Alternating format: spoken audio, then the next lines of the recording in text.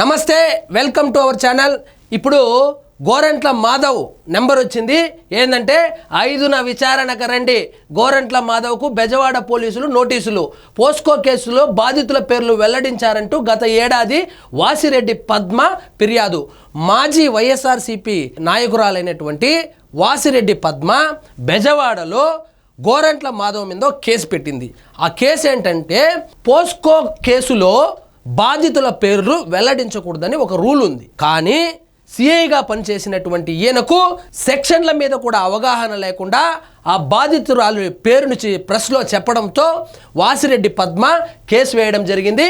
5న విచారణకు రండి అని కూడా చెప్పారు. ఇది చూడండి, వైసీపీ మాజీ ఎంపీ, ఆ పార్టీ అధికార ప్రతినిధి గోరంట్ల మాధవ్కు ఇలాంటి వాళ్ళకి వైఎస్ఆర్సీపీలో అధికార ప్రతినిధి పదవి ఇస్తారు. అధికార ప్రతినిధి పదవి ఏంది? ఎంపీగానే చేసింటే విజయవాడ సైబర్ క్రైమ్ పోలీసులు నోటీసులు జారీ చేశారు. పోస్కో కేసులో బాధితుల వివరాలను మీడియా సమావేశంలో ఆయన బహిరంగంగా వెల్లడించారంటూ రాష్ట్ర మహిళా కమిషన్ మాజీ చైర్పర్సన్ వాసిరెడ్డి పద్మ గత ఏడాది నవంబర్ 2న ఫిర్యాదు చేశారు.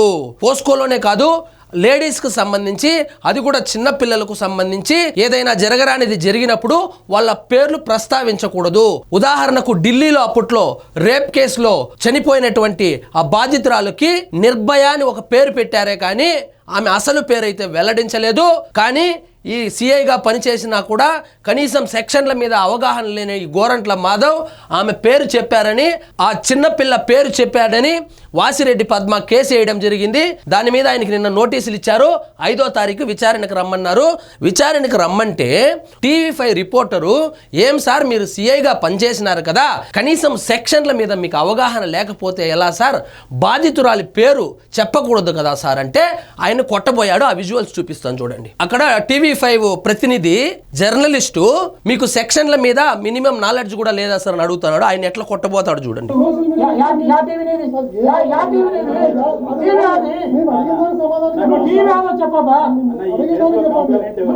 ఆయన అడిగిన ప్రశ్న, ఆయన జర్నలిస్ట్గా ప్రశ్న అడిగినాడు. ఆయన ఏ ఛానల్ అయితే నీకెందుకు, ఆయన ఏ పేపర్ అయితే నీకెందుకు, అడిగిన ప్రశ్నకు కదా సమాధానం చెప్పాలా.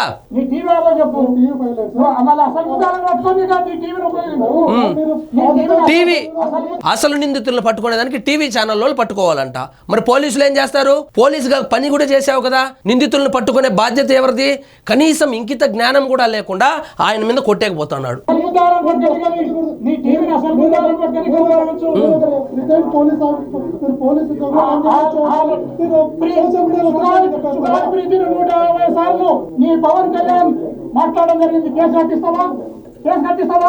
ఆయన ఎందుకు కట్టిస్తాడు?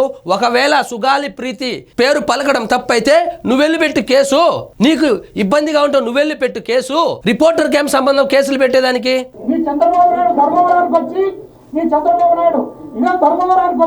బాధితుల పేర్లను ప్రస్తావించడం జరిగింది.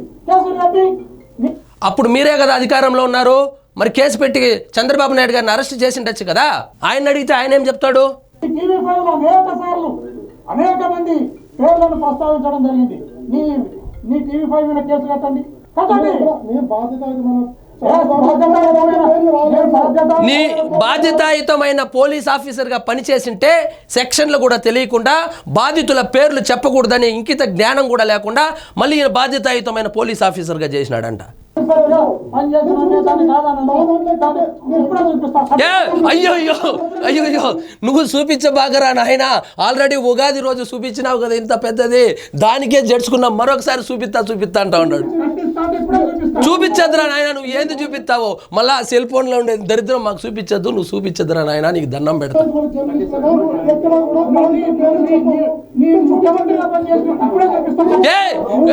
వద్దు వద్దు, నువ్వు చూపించద్దు. ఇదండి ఈరోజు మన టాపిక్. మీకు ఈ వీడియో నచ్చినట్లయితే లైక్ చేయండి, షేర్ చేయండి. ఛానల్ మాత్రం సబ్స్క్రైబ్ చేసుకోవడం మర్చిపోవద్దు.